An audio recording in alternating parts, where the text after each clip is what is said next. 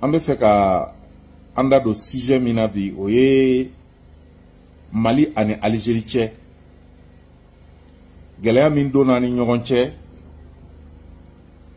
ni bi Algérie bɛ fɛ ka Mali wele Nations Unies ka kɛnɛ kan jɔnnasigi la ka dalaminɛ kala kɛ mun ye ko Mali ye civiliw faga Tezawatène Algérie dalaminɛ kala de y'o ye a bɛ ne hakili jigin Moura la 2022 Mali armée ye wulikajɔ kɛ ka se min sɔrɔ Moura jugu kan Moura min n'a tun kɛra jugu ni terrorisiw dagayɔrɔ ye Faransi ni États-Unis ani Grande-Bretagne ani Allemagne olu ka janfa kɔnɔna na ani OTAN jamanaw Moura min tun ye jugu ka fiyefu ye Mali armée ye terrorisiw minɛ diɲɛ na k'u to ka sigi ba dɔ la ka terrorisi min faga a ka ca ni cɛ 300 a bɛ se cɛ 400 ma o don Nations Unies ka bolofara min bɛ yan ni a kun ɲɛsinnen bɛ droit de l'homme ma olu nana ka na rapport dɔ kɛ Mali kama ko u bi Mali jalaki k'an ye civiliw faga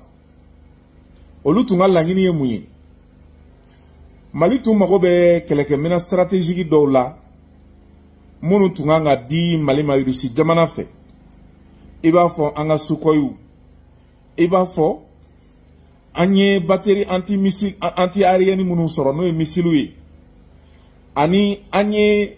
drone Bayraktar o min bɛ ka jugu Congo bi an y'o min sɔrɔ o tun ka kɛlɛ kun ye an'o kuma kun ye Mali tun ka n'o sɔrɔ n'o kɛra o bɛ continuer k'u sago kɛ anw ka jamana la alhamdulilahi rabbil alamin an bɛ Ala fo k'Ala waleɲuman dɔn Ala ni anw kunnafonidilaw ka jija n'an ka cɛsiri an y'o kuma galontigiya k'o bɔ k'o bi RFI ni France 24 ani BBC ani u ka chaîne tɔw ani VOA ani u ka janfa kunnafonidi sira tɔw bɛ ka kuma min fɔ an y'o kuma in galontigiya k'o bɔ k'o bi o kɔfɛ anw ka armée tɛmɛna ni kɛlɛ ye politique mɔgɔ minnu faral'u kan ka kuma fɔ k'u bɛ u ka o kuma jugu in sɛngɛrɛma don n'o ye Umaru Mariko ye a welela bɔgɔ jɛnen kan k'a ka t'i yɛrɛ ɲɛfɔ ale bɛ o boli bin de la an bɛ don min na ko bi a taara yɔrɔ jumɛn o ye Côte d'Ivoire ye Alassane fɛ yen ka bɔ yen ka taa Faransi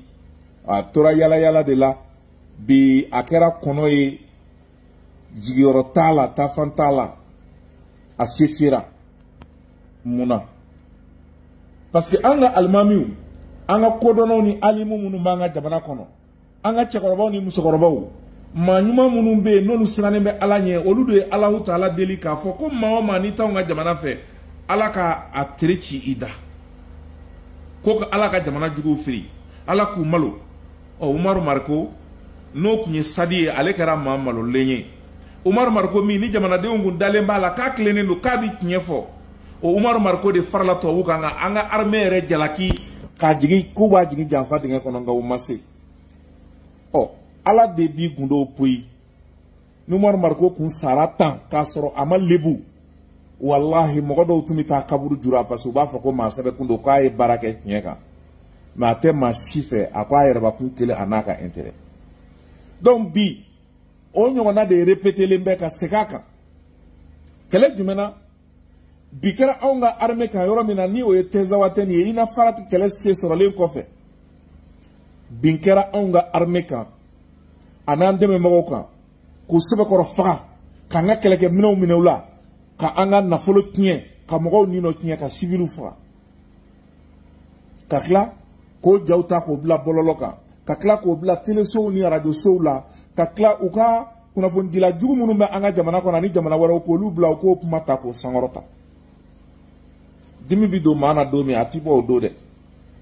mɔgɔ caman ko ne Seydou ma an kɔnɔ gannen don Tezawatène ko la Seydou kuma an ye kibaruyaw mɛn mais ne ma kuma an ti da la kuma ka gɛlɛn ne ma o parce que armée nɔfɛ kuma de ka gɛlɛn parce que armée bɛ position min na ani armée bɛ baara min na n'i y'a fɔ dɔrɔn a bɛ komi i ye armée yɛrɛ janfa a ka di ne ye sew sɔrɔlen kɔfɛ ka bɔ ka kuma de mais wagati dɔw la ni kuma fana bɛ se ka aw hakili sigi an bɛ da kilancɛ la o de kama n ye kibaruya fɔlɔ min di Tezawatène kan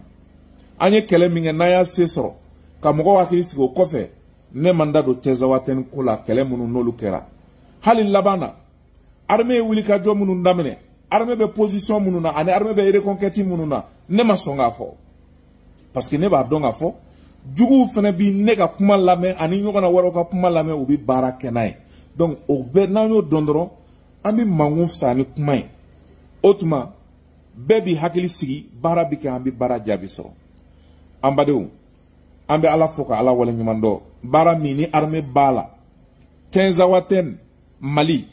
ani Tɛnzawatɛn n'a lamini dugu wɛrɛw la ani Kidali territoire kan baara in taacogo ka ɲi wa baara in ɲɛna ka ban wa a bɛna baara in jaabi sɔrɔ a ti mɛn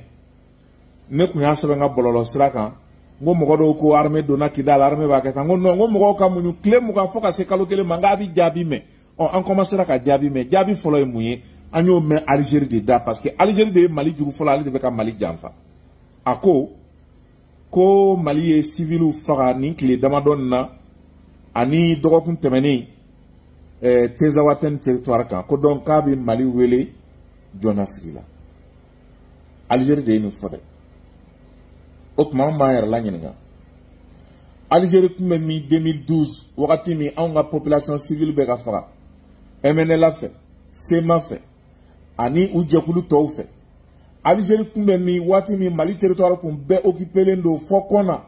civiliw bɛ ka faga Algérie tun bɛ min wagati min Ogosagu Kolongo Sobaneda Tambakor Tɛnɛsako Indeliman ani Mondoro ni Bulkesi wagati min civiliw bɛ ka faga wagati min Jalasago wagati min Bankas wagati min Songo wagati min anw ka duguw la civiliw bɛ ka faga ka muso kɔnɔma faga k'a kɔnɔ fara ka tila k'a den faga k'anw ka duguw jeni k'an ka balow jeni k'anw ka nafolow tiɲɛ k'anw ka duguw wuli ka bɔ Algérie tun bɛ min ou bien Nations Unies tun tɛ yen de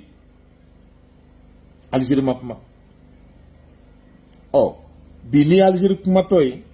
o bɛna hakili jigin mura la Mali kɛlen ka se sɔrɔ terroriste kan Nations Unies a ka bolofara mɛn n'o tun ye MINUSMA ye olu kun wulila ka kuma donc bi comme MINUSMA ti yan Faransi gɛnna Algérie de bi bɔ sisan k'a fɔ ko a bɛna terroriste senkɔrɔma don do parce que Algérie ye terroriste jamana de ye mais an ka kuma Algérie yɛrɛ kan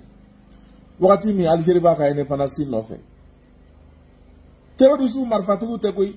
civil minnu n'olu kɔni tun bɛ bɔ ka kuma wagati min Algérie bɛ Kabili kɛlɛ la civil minnu kun bɔra ka kuma ou bien mɔgɔ minnu n'olu bɔra ka kuma k'a fɔ Algériens fɛ n'olu o rebelles olu tɛ terroriste ye dɛ olu ye mɔgɔ minnu b'u ka indépendance nɔfɛ k'u n'o rebelles ka bɔ ka segin ka kuma u y'olu mɔgɔw minɛ k'olu faga u ye mɔgɔ min faga o la ka ca ni mɔgɔ 3,000 ye Kabili a rebelles bɛ territoire min kan Algérie jiginna ye ka mɔgɔ min faga population civile la o ka ca ni mɔgɔ 3,000 fana ye mɔgɔ ma kuma o la o mun na parce que olu ko dɔrɔn k'u b'u ka indépendance ta u ma attentat kɛ u ma terrorisme kɛ u ma civil faga olu ko dɔrɔn k'u b'u ka indépendance ta Algérie ye nin de kɛ olu la anw ka jamanaden minnu bɛ taa tunga fɛ Algériens b'an ka malidenw kɔngɔ migrant gansan foyi t'u bolo bololankolon k'u kɔngɔ k'u don kaso la k'u ninaba k'u faga ka tila k'u bolola fɛn fɛn minnu la k'u fili cɛɲɛ kan u bɛ sa ye u si bɛ don cɛɲɛ kan ye Algérie y'o dama min kɛ danto la Algérie bɛ mugu ci anw ka migrants na k'olu faga olu ye crime contre l'humanité de ye o Algérie ma wele nin si la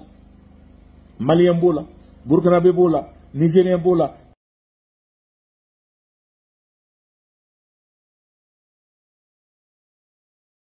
bola munun be ka sa Algérie bolo dongo donga foyi ma bola bi ni Algérie fale ya yɛrɛ la k'a fɔ ko a bi Mali fana wele Nations Unies na ka taa jɔna sigi la k'aw ye civiliw faga kɔrɔ dɔ de bɛ o la o Algérie ni jɔn jɛ o ye parce que fanga tɛ Algérie la Nations Unies na k'a fɔ ko a bi kɛlɛ kɛ droit de veto t'a bolo mais Algérie jigi sɛmɛnen don jɔn na o ye OTAN jamanaw di OTAN jamanaw ani terroristes olu de ni Algérie bɛ ka jɛ ka Mali kɛlɛ donc an bɛɛ ka bila kunkolo la k'a fɔ Algérie ye terroriste jamana de ye désormais c'est un état terroriste n b'a ɲini bi Mali jamana kuntigi fɛ colonel Assimi Goïta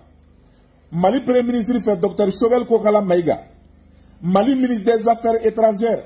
ani Mali autorités Algérie ye nin kuma min